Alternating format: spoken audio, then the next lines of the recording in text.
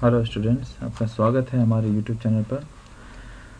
आज हम NIS board के कुछ बच्चों द्वारा पूछा हुआ सवाल और उनके ज़रूरी आंसर्स के साथ आप सभी के सामने हाजिर हैं।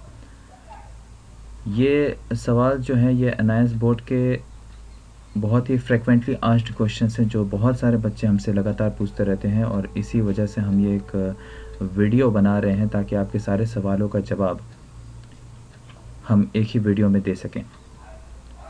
अभी तो हम लोगों ने कुछ 8 क्वेश्चंस आपके लिए लेके आए हैं जो ज़्यादातर बच्चे पूछते रहते हैं। तो उन्हीं 8 क्वेश्चंस के आंसर्स, सवाल और उनके प्रॉपर आंसर्स हम आपके लिए लेके आए हैं। तो चलिए वीडियो को स्टार्ट हैं। हमारे जो पहले क्वेश्चन जो हैं, जो ज़्यादातर बच्चे हमसे पूछते हैं कि sir how do I check my NIS admission status. आखिर हम लोग अपना एडमिशन स्टेटस कैसे चेक करें, जो कि एग्ज़ाम्स एडमिशन लेने के बाद ये एडमिशन स्टेटस चेक करना काफ़ी बच्चों को काफ़ी प्रॉब्लम होती है कि ये एडमिशन हुआ है या नहीं हुआ है, कैसे पता करें। सो इसके लिए आंसर है कि you can check your NIS admission status by reference number provided by the NIS board at the time of admission और द एनरोलमेंट नंबर और the email ID. Anyone can check details by clicking on the link below. आपको एक link provide किया जाएगा, इस link पर जाकर आप लोग अपने एनआईएस एडमिशन स्टेटस को कभी भी चेक कर सकते हो कि ये हुआ है कंफर्म या नहीं हुआ है। ठीक है, here is the next question. हमारे पास अगला दूसरा सवाल जो है, जो हमारे बहुत सारे बच्चे पूछते हैं कि can NIS students give NEET exam. क्या एनआईएस स्टूडेंट्स के एनआईएस बोर्ड से जो पढ़े हुए बच्चे हैं, क्या वो नीट एग्ज़ाम देने के लिए एलिजिबल हैं। नीट एग्ज़ाम डॉक्टर के लिए होता है, डॉक्टरेट के लिए एंट्रेंस एग्ज़ाम है। ठीक है, तो इसका आंसर है yes. NIS board is running under the MHRD ministry of human resource development, government of India, and NIS certificates are 100% valid for any competition and government exams. So NIS students can appear for NEET exam also. तो इसमें कोई डरने वाली बात नहीं है। आप लोग कोई भी बच्चे NIS स्टूडेंट्स के वो नीट एग्ज़ाम या किसी और तरह के गवर्नमेंट एग्ज़ाम्स को देने के लिए 100% एलिजिबल है, चाहे वो यूपीएससी लेवल के एग्ज़ाम्स क्यों ना हो। Here is the next question. हमारे पास अगला सवाल है कि how can I pass NIS exam, is it difficult. ये बहुत सारे बच्चों का सेम क्वेश्चन आता है हमारे पास कि क्या एनआईएस एग्ज़ाम बहुत टफ होता है, क्या वो आसानी से पास कर सकेंगे। तो ये रहा आपका आंसर कि no, NIS exam is not so difficult. NIS exams are completely based on the textbooks provided by NIS board itself. Anyone can achieve higher ranks by following textbooks. You have to read the books properly to get the good marks. कोई भी बच्चा बहुत आसानी से अच्छे marks ला सकता है, क्योंकि याद रहे NIS बोर्ड में जो भी क्वेश्चंस पूछे जाते हैं एग्ज़ाम्स में, वो NIS के बुक से ही पूछे जाते हैं। बाहर से कोई भी सवाल नहीं होता। तो अगर आप अपने बुक को अच्छी तरह से पढ़ोगे तो अच्छे मार्क्स लाने की फुल गारंटी आपके पास होगी। अगला जो सवाल है वो है कि how and when will we get NIS TMA questions for April 2020 और the 21 session. NIS TMA questions जो हैं वो बहुत सारे बच्चों को नहीं मिल पाते कि कहाँ से हमें मिलेगा, ताकि वो अप्रैल 2021 सेशन के लिए उसको रेडी कर सकें और उसको सबमिट कर सकें। तो आपको मैं बता दूं कि you will get the NIS TMA questions for April 2020 और the 2021 session by clicking the link below. यहाँ पे एक आपको लिंक मिल जाएगा। उससे पहले मैं आपको बता दूं कि it must be submitted by the April 2021 students before 31 January. Officially NIS की तरफ से ये अप्रैल 2021 स्टूडेंट्स के लिए 31 जनवरी 2021 तक आपको सबमिट करना होगा आपका असाइनमेंट आपके नियर बाय, जहाँ पर कि आपका स्टडी सेंटर होगा आपके एरिया के, वहाँ पे जाके आपको इसको रेडी करके सबमिट करना है। और ये रहा आपका लिंक, जिस लिंक पे जाकर आप लोग अपने NIS के TMA क्वेश्चंस को डाउनलोड कर सकते हो। इस लिंक को आप लोग अच्छे से देख लो। ये लिंक मैं आपको डिस्क्रिप्शन में भी प्रोवाइड कर दूंगा। यहाँ से जाके आप लोग अपने TMA के क्वेश्चंस यहाँ से डाउनलोड कर सकते हैं। हमारा अगला सवाल है कि from where can I find the NIS previous year question papers. पहली बात कि प्रीवियस ईयर क्वेश्चन पेपर की ज़रूरत क्यों पड़ती है। तो प्रीवियस ईयर क्वेश्चन पेपर की ज़रूरत एक्चुअली बहुत ज़रूरी होती है। यहाँ पे मैंने आपको आंसर्स भी लिख दिया है कि you can find the NIS previous year question paper by clicking the link below. आपको नीचे एक लिंक मिलेगा अभी, वहाँ से जाकर आप इस क्वेश्चन पेपर्स को डाउनलोड कर सकते हैं। वैसे मैं पहले बता रहा था कि आप लोगों को एनआईएस क्वेश्चन पेपर की ज़रूरत क्यों पड़ती है। तो एनआईएस पेपर क्वेश्चन पेपर जो प्रीवियस ईयर का होता है is a very good way to see the NIS question pattern. आपको सिर्फ क्वेश्चन पैटर्न ही समझ में आता है कि किस तरह के क्वेश्चंस आते हैं, कैसा क्वेश्चंस होता है। ये सारी चीज़ें आपको अगर पहले से पता हो तो पढ़ाई और एग्ज़ाम का प्रिपरेशन करने में आपको काफ़ी आसानी हो जाती है। ये रहे आपके लिंक्स। क्लास 10 का लिंक आपके सामने अवेलेबल है और क्लास 12 का लिंक भी आपके सामने अवेलेबल है। इस लिंक पर जाकर आप लोग अपने प्रीवियस ईयर के क्वेश्चन पेपर को डाउनलोड कर सकते हो।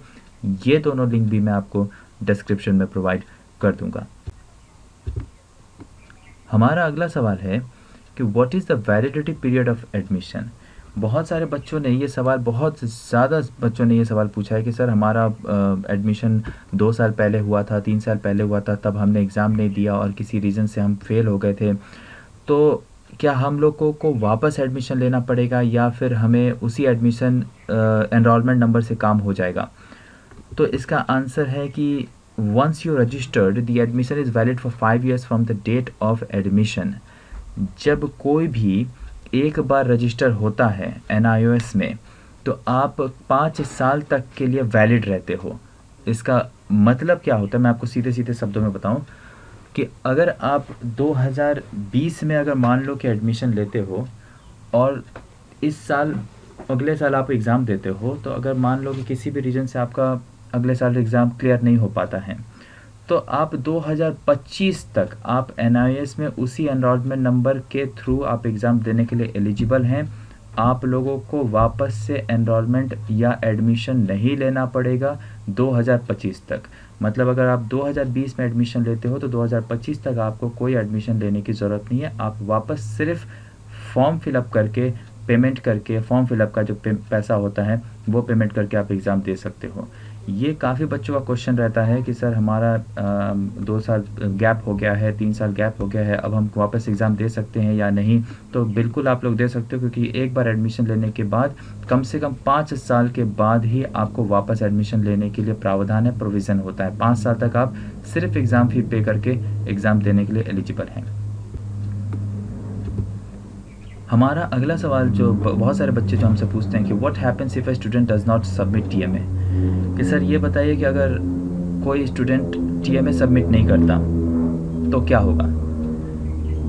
तो हम लोगों ने इसके आंसर में काफ़ी समय बहुत सारे आंसर्स बताते रहते हैं, बहुत सारी जगह आप लोगों को पता भी होगा। तो मैं आपको यहाँ पे एग्जैक्ट प्रॉपर आंसर आपको बता दूँ कि tutor marks assignment is very important to be passed in NIS board. If anyone does not submit his or her TMA, ध्यान से रखिएगा मैं क्या बता रहा हूँ। If anyone does not submit his or her TMA, the column of TMA in your mark sheet will show absent, which means your result will not be acceptable, or can say indirectly if I'll say the student will be failed.